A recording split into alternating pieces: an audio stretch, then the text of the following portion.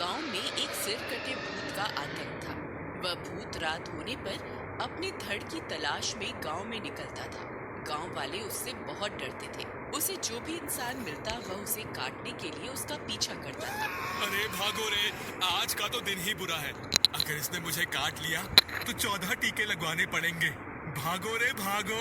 अरे गांव वालों, कोई तो मुझे बचाओ। मेरे पीछे सरकटा भूत पड़ गया है। हे भगवान, मेरी रक्षा करो। फिर वह भागता भागता किसी के दरवाजे पर पहुंचता है। अरे खोलो, अरे दरवाजा खोलो। मेरे पीछे सरकटा भूत पड़ा है, मेरी मदद करो। अरे दरवाजा खोलो। अरे कौन है? रुको रुको, आ रही हूँ। इतनी रात गए कौन आ गया?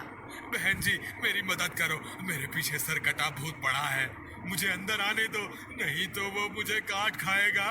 नहीं नहीं, अगर मैंने तुम्हें अपने घर के अंदर आने दिया तो वह भूत का सिर तुम्हारा पीछा करता यहाँ भी आ जाएगा। तुम कहीं और जाओ, मैं तुम्हारी कोई मदद नहीं कर सकती। इतना बोलकर वह औरत दरवाजा बंद कर लेती है। अरे मर गए रे, अब क्या करूँ, कहाँ जाऊँ? उतने में वह सर वहाँ पहुँच जाता है। अब मुझसे बच के कहाँ जाओगे?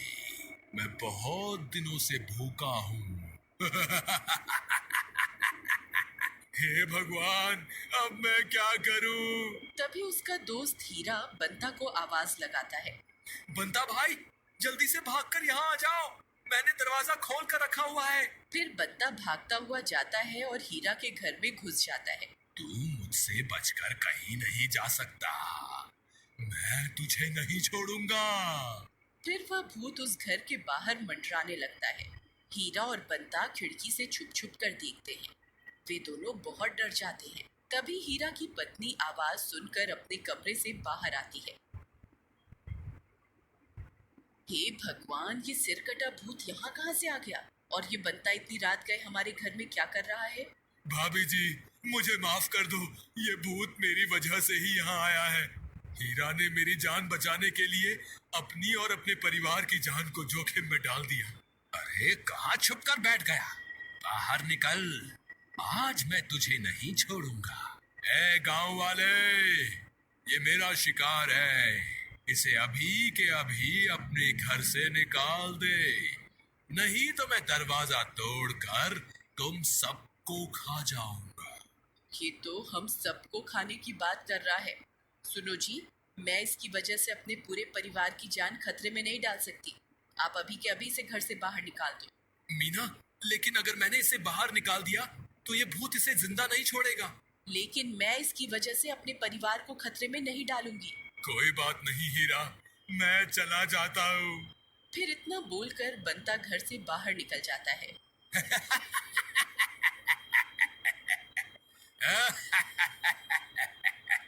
अब मुझसे बचकर कहाँ जाएगा? भूत जी, मुझे माफ कर दो। अभी तो मेरी शादी भी नहीं हुई, अभी मेरी मरने की उम्र थोड़े ना है। मुझ पर कृपा करो और मुझे जाने दो। आप जो कहोगे मैं करूंगा, बस मेरी जान बख्श दो। मैं तुझे एक ही शर्त पर छोड़ूंगा, तुझे मेरा धड़ ढूंढ कर लाना होगा। तेरे पास 2 दिनों का वक्त है, अगर तू नाकाम रहा तो मैं तुझे कच्चा खा जाऊंगा। ठीक है, मुझे मंजूर है। फिर वह सर वहाँ से चला जाता है। हीरा सारी बातें सुन रहा होता है। फिर भूत के वहाँ से जाने के बाद हीरा बंता के पास आता है। बंता भाई, तुम ठीक तो हो ना? हाँ भाई, आज तो बाल बाल बच गया। लेकिन बंता भाई, तुम उसका धड़ कहाँ से ढूंढ कर लाओगे? पता नहीं भाई, मैंने तो बस आज अपनी जान बचाने के लिए उससे झूठा वादा कर दिया। लेकिन 2 दिनों के बाद उसे क्या जवाब दोगे? हीरा भाई, तुम्हें मेरी मदद करनी होगी। हमें कोई ना कोई तरकीब निकालनी पड़ेगी जिससे मेरी जान भी बच जाए और गांव वालों को इस सरकटे भूत से छुटकारा भी मिल जाए। ठीक है, अब रात बहुत हो गई है, तुम घर जाओ। हम कल सुबह होने पर गांव वालों से मदद मांगने जाएंगे। फिर वे दोनों अपने घर की ओर चले जाते हैं। अगले दिन सुबह होने पर वे दोनों गांव वालों के पास मदद मांगने जाते हैं। अरे सुरेश भाई, मैं बहुत बड़ी मुश्किल में फंस गया हूँ। कल रात को सरकटे भूत ने मुझ पर हमला कर दिया था, लेकिन किसी तरह मैंने अपनी जान तो बचा ली। लेकिन उसने मुझे 2 दिनों में अपना धड़ ढूंढने को कहा है। अब अगर मैंने उसका धड़ नहीं ढूंढा तो वो मुझे मार कर खा जाएगा। कृपा करके मेरी मदद करो। ये तो बहुत अच्छी बात है। वह तुम्हें मार कर तुम्हारा धड़ इस्तेमाल कर सकता है और हमें उससे छुटकारा भी मिल जाएगा। तेरा नाश मिटे। हीरा भाई, ये तो मुझे मरने के लिए बोल रहा है। जब 2 दिन बाद वो सरकटा भूत मेरे पास आएगा ना, तो उसे तेरे घर ले आऊंगा और कहूंगा यही तुम्हारा धड़ है। अरे नहीं नहीं बंता भाई, ऐसा मत करना। मैं तो सिर्फ मजाक कर रहा था। हमें माफ कर दो, हम तुम्हारी कोई मदद नहीं कर पाएंगे। इसी तरह पूरा दिन बीत जाता है। फिर अगला दिन होने पर हीरा भाई, हमारे पास आज रात तक का वक्त है। रात होते ही वह सरकटा भूत मेरे पीछे पड़ जाएगा। मुझे कोई तरकीब बताओ, मैं उसका धड़ कहाँ से लाऊं? तुम घबराओ नहीं, मेरे पास एक तरकीब है। तुम्हारी ये तरकीब काम तो करेगी ना? बंता भाई, अगर इस तरकीब से तुम्हारी जान नहीं बची तो दुनिया की कोई भी ताकत तुम्हें बचा नहीं पाएगी। चलो, मैं उस पेड़ के पीछे जाकर छुप जाता हूँ, तुम उस सरकटे भूत को पुकारो। फिर हीरा भागकर उस पेड़ के पीछे छुप जाता है। भूत भाई, आप कहाँ हो? देखो, मैं तुम्हारा धड़ ले आया हूँ, जल्दी आ जाओ। लेकिन उस भूत का कोई नामो निशान नहीं होता। हीरा भाई, लगता है वह भूत मुझे 2 दिनों का वक्त देकर खुद आना भूल गया है। थोड़ा जोर जोर से पुकारो, वह जरूर आएगा। अरे भूत जी, आप कहाँ हो? अब मैं कब से आपका इंतजार कर रहा हूँ। कृपा करके जल्दी आइए और अपने धड़ के दर्शन कर लीजिए। तभी डरावनी डरावनी आवाजें आने लगती हैं। जोर जोर से हवा चलने लगती है। अरे मर गए रे, लगता है वो भूत आसपास ही है। तभी उसका सिर उड़ता उड़ता वहां पहुंच जाता है। अरे, तुम तो अपनी जुबान के बहुत पक्के निकले। तुम तो सच में मेरा धड़ ढूंढ कर ले आए।